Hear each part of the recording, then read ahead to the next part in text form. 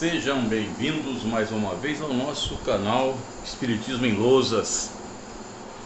E como eu disse já em vídeos anteriores, nós tentaremos fazer o estudo das obras básicas, logicamente, ao mesmo tempo, concomitantemente. Então fizemos alguns vídeos onde nós estudamos o capítulo 1 do Livro dos Espíritos, e agora vamos dar início ao Evangelho segundo o Espiritismo. Esta obra, o Evangelho segundo o Espiritismo, ela é a terceira obra da codificação espírita. Quando falamos da codificação espírita, referimos-nos a 5 grandes obras: Livro dos Espíritos, Livro dos Médiuns, Evangelho segundo o Espiritismo, Céu e Inferno e a Gênese. Então precederam o Evangelho segundo o Espiritismo o Livro dos Espíritos e o Livro dos Médiuns. E a preocupação de Allan Kardec era muito grande com a questão desta moral do Cristo. Na realidade, quando falava-se muito em doutrina espírita, o Livro dos Espíritos, quando saiu, realmente ele foi um livro que abalou estruturas de pensamento dentro da Europa do século XIX e depois, consequentemente, do mundo. Saiu depois o Livro dos Médiuns. Nós sabemos que os fenômenos mediúnicos, eles pululavam pelo planeta. Na Europa e nos Estados Unidos foram muitos. Então nós temos esta situação. Mas aí havia a grande preocupação do mestre lyonês Allan Kardec, que era professor, era o professor Hippolyte Léon Denisard Rivaio, era com a moral do Cristo. Tanto é que Kardec, dentro de algumas colocações que ele fez anteriormente, ele disse que iria lançar uma obra que ia ser uma obra que abalaria as estruturas dentro do pensamento religioso do planeta.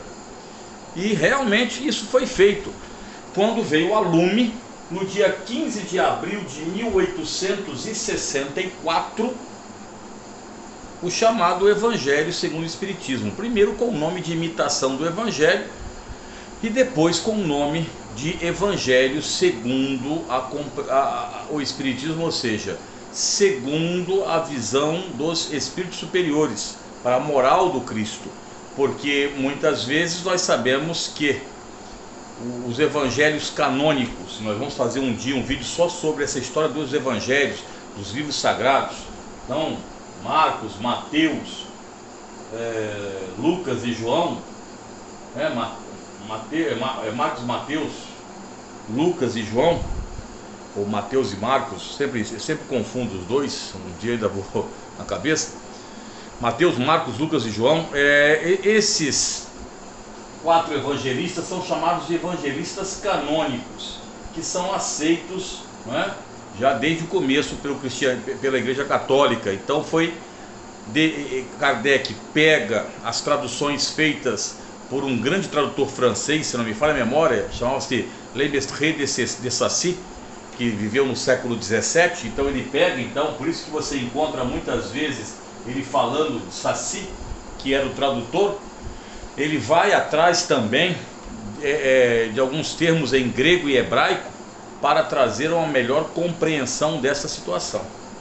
E na primeira página, ou seja, o frontispício do livro, que é esta aqui, está aqui Evangelho segundo o Espiritismo, e aqui esta é a primeira página, e nós vamos analisar apenas ela, quando começa o seguinte: a explicação das máximas morais do Cristo. Por que isso? Quando pegarmos o Evangelho segundo o Espiritismo, veremos que não há um segmento cronológico, não há do nascimento de Cristo até o seu desencarne, não. É agrupado por máximas morais. E aí o que acontece? A explicação das máximas morais do Cristo é em concordância com o Espiritismo. E isso é importante, sua aplicação às diversas circunstâncias da vida.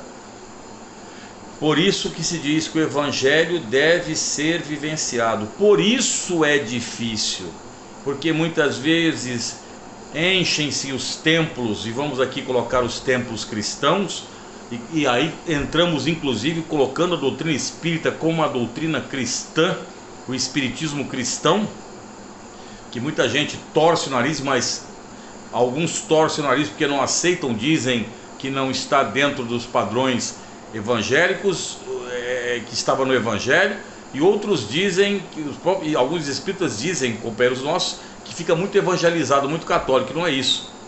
O evangelho, na realidade, ele é um código moral universal, e eu vou mais além.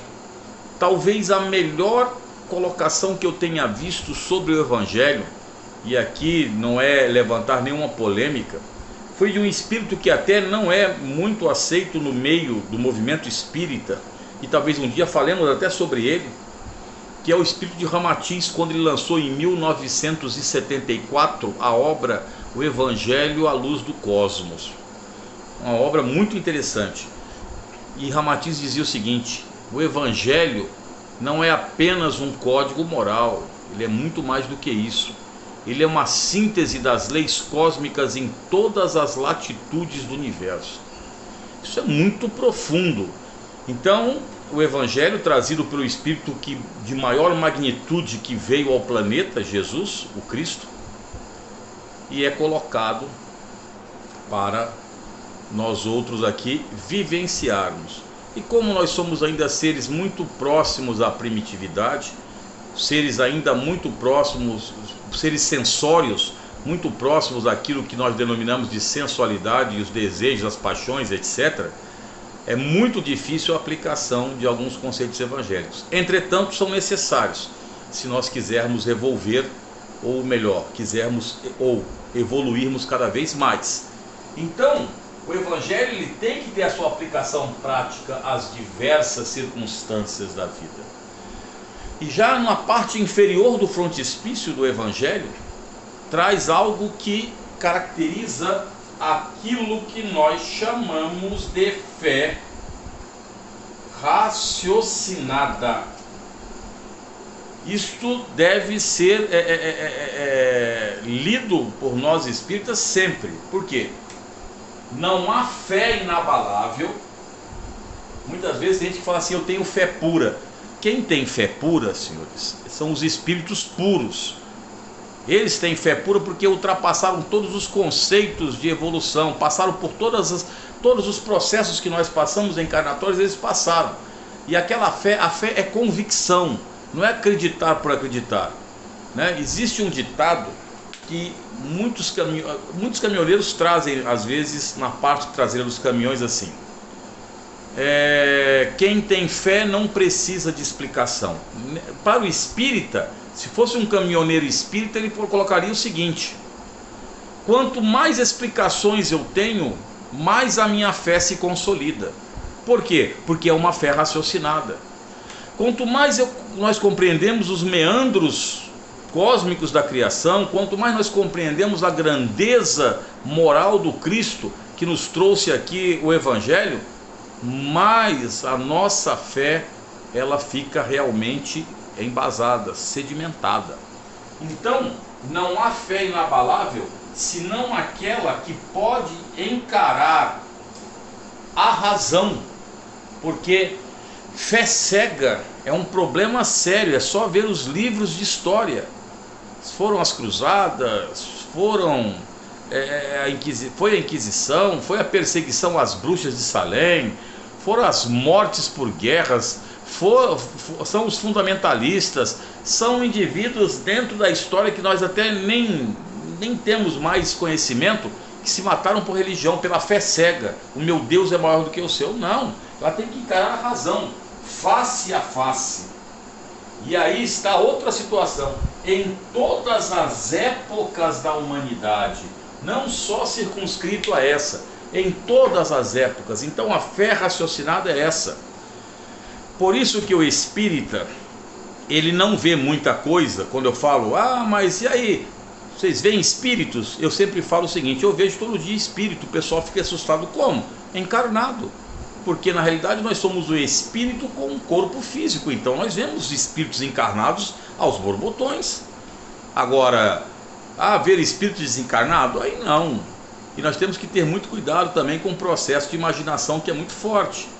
Por isso que nós vamos fazendo os estudos lentamente aqui no canal, colocando de forma tranquila, para mostrar a doutrina espírita de uma forma tranquila, calma, racional para todos os outros. E aí estão. Então, que nós possamos agora dar início também ao Evangelho segundo o Espiritismo. Acompanhe o pequeno canal nosso, compartilhe os vídeos se quiserem. Como eu sempre falo, os comentários ficam desativados porque o objetivo do canal não é discussões estéreis, discutir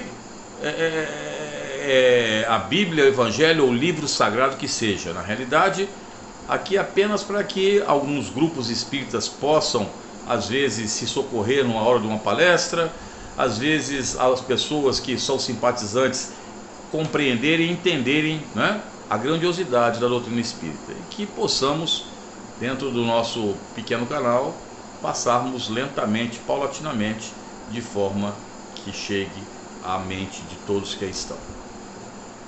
Que Deus nos abençoe a todos, que Jesus, nosso mestre, guia e modelo, que a partir de agora falaremos sobre a moral do Cristo, possa, né, nos esperar aí pacientemente na Feira dos Milênios, nesse planeta e em outros, e que nós possamos aí, seguindo em frente sempre, todos juntos aí, em busca de cada vez mais luz.